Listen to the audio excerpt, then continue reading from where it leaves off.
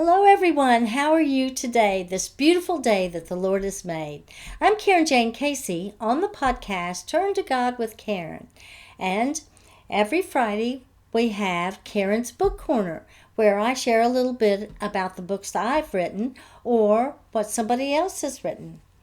Well, today I'm so happy to share with you My Dear Rosa Jean. My Dear Rosa Jean just recently published. And here it is. Isn't that a beautiful, beautiful cover? So, as soon as I saw this scene here with the vase broken in the roses, that brought to light a whole paragraph about overcoming domestic violence and a testimony of my life. So I'm going to read the blurb to you right now, which was inspired by this scene. My dear Rosa Jean, in a beautiful Shenandoah Valley suburb of Virginia, Rosa Jean grapples with a marriage filled with life-threatening domestic violence, compounded by the abuse she suffered as a child. Her kind Aunt Grace patiently listens to Rosa Jean's story, and together they struggle for her survival, spiritual growth, and recovery. Indeed, from Rosa Jean's meager beginnings, her foundation had been shaken to the core. She was slammed down, shattered, and discarded, as if into a pit. Even significant pieces of her life were ripped away from her, but she lived. What can bring her to her feet? Is it impossible, or is it possible for her to thrive and to eventually overcome? How can this happen? So, to introduce my book to you that just came out, I want to let you know that it's at the eBook promotional period right now at 99 cents. And of course, that's to encourage you to run out and get it and to give a review on Amazon. So, I'm going to read one of the reviews that I have a praise for My Dear Rosa Jean from Angela Brown, facilitator for domestic violence support groups. Let me read that to you now. Carinjaynecasey's heroine in My Dear Rosa Jean is a mature woman trying to understand her emotionally charged past. Rosa Jean narrates her family history in the prologue, and from that point, we are hooked. The concise, no-nonsense prose tells us that the narrator is not a pitiful victim, but an intelligent woman on a quest with no time for wallowing in self-pity. The author set out to write an entertaining novel that would help anyone who may have suffered from child abuse or domestic violence, whether directly or indirectly.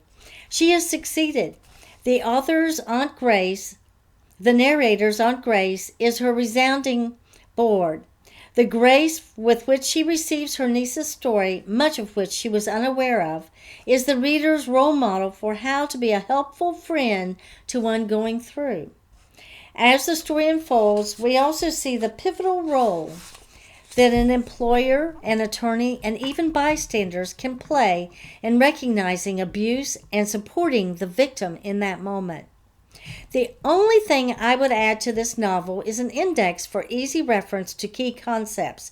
My list includes child abuse, codependency, controlling techniques, escalating abuse, financial abuse, the hook, legal difficulties, manipulation, parental abuse, pity parties, PTSD, why women don't fight back, why women return, why women stay, and workplace support.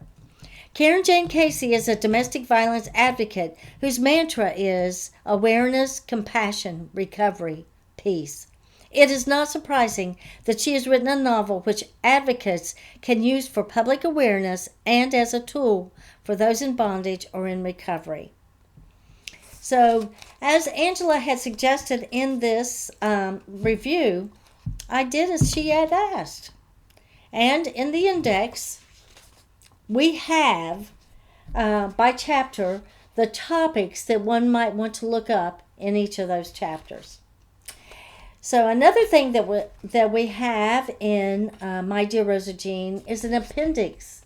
an appendix that has my my recipe for overcoming challenges in life.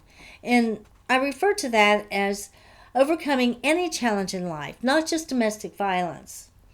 And so there's only 5 ingredients to this recipe. But like I said, it is in the in the appendix of this book. So I'll give you the top, the 5 headings.